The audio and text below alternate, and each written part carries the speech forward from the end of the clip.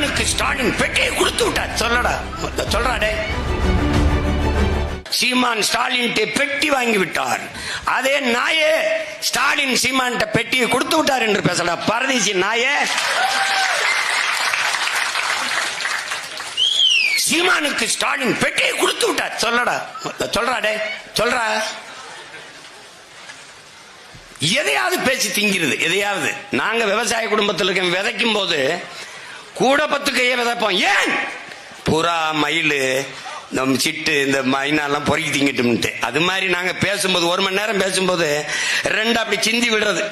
அதை வச்சு இந்த வலைவெளி, இந்த வாடகை வாய்கள் பிழைச்சிட்டு போட்டும்ட்டு 2 பேசி விடுறோம்.